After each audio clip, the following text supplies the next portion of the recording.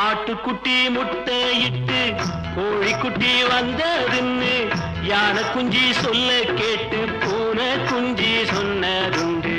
கதையில்ல சாமி இப்போ காணுது பூமி, இது மட்டும்தானா இன்னும் இருக்குது சாமி.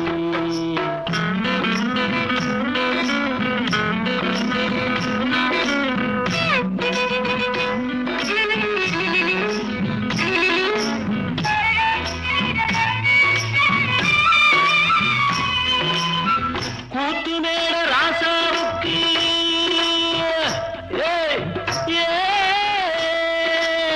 கூத்து மேல ராசாவுக்கு 102 பொண்டாட்டியா, 102 பொண்டாட்டியும் பாத்து முட்டை போட்டதுவா. பட்டத்து ராணி அதுல 18 பேரு, 18 பேருக்கு